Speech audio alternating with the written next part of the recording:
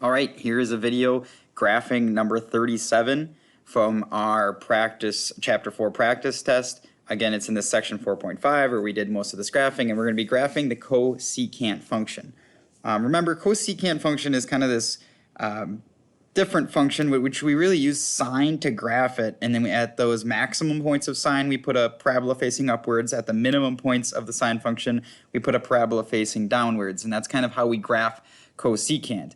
And so really I'm going to see this as 1/4 times sine of x plus pi over 4 until the very end of the problem, where I'll add those parabolas and the asymptotes to actually make it cosecant. But for a long time I'm going to work with this right here.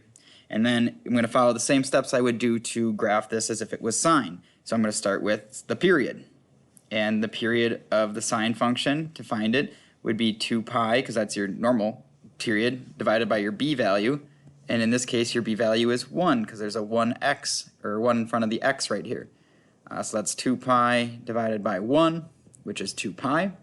Then to find the step I'm going to take to go from start point to end point, I'm going to take 2 pi divided by 4, which gives me pi over 2. So we're going to have a period of 2 pi. We're going to take pi over 2 steps to go from start to end. And let's figure out where that start point is and where that end point is by doing start and end here. So start, I take that bx minus c, or the thing in the parentheses, and I set it equal to 0. So that is x plus pi over 4 equals 0. And to find end, I need to do the same thing, x plus pi over 4, but I'm going to set it equal to 2 pi because that's generally where my function ends. All right, now solving these, to start, I would get x equals negative pi over 4. That's my new starting spot. And for end, I'm going to get x equals, well, what is 2 pi minus pi over 4? That would be the same thing as 8 pi over 4 minus pi over 4, so just getting a common denominator there, which tells me that this is 7 pi over 4. So that's my start point, that's my end point. I can make my table and actually start getting values to make my sine function, which in turn will help me graph my cosecant function.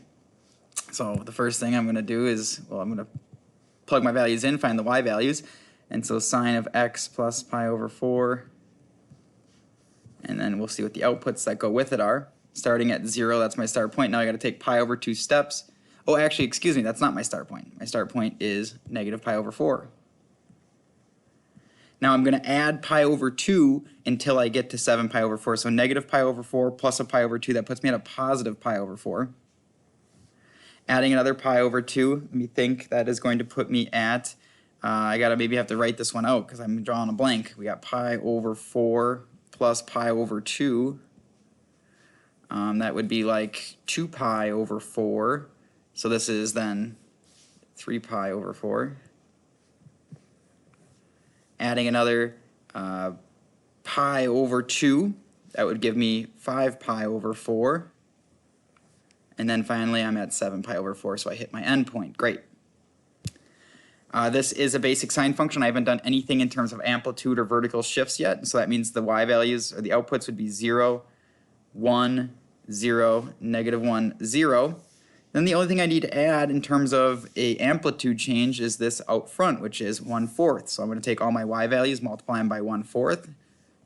1/4 times y. And we'll get 0, 1/4, 0, negative 1/4, 0. Now I have everything I need to graph this sine function, which will again help me graph cosecant. So I'm going to actually begin graphing it. We start here at negative pi over 4, and then we're going to go pi over 4, 3 pi over 4, 5 pi over 4, 7 pi over 4. I'm going to go up to a positive 1 over 4, and then down to a negative 1 over 4. All right, and then to start, we're at 0. Let's do this. Yeah, we'll keep it in black here. We'll go 0, and then up to the 1/4, back down to 0, down to 1/4, back up to 0, and we get our sine function here. All right, well, now I have sine that's not cosecant, but we can turn this into cosecant. At every x-intercept, we're going to add an asymptote. So there are going to be 3 asymptotes right here, because that's an x-intercept. Right here, that's an x-intercept. And right here, so I'm going to add in those asymptotes here. I'm going to make sure that I'm doing this in a different color now so I can tell that this is the actual cosecant function. There's one asymptote, there's another, and there is another. Then to truly make a cosecant, we need to add parabolas at the maximum points and minimum points. At the maximum point, it's going to face upward or open upward. At the minimum points, it's going to open downward. So my cosecant function is ultimately going to look like this in red. There's one part of it, and there is the second part of it right there.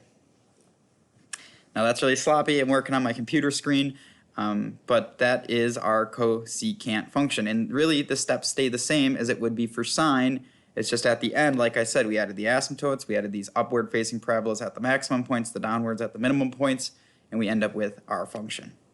Okay? Any more questions, make sure you ask them.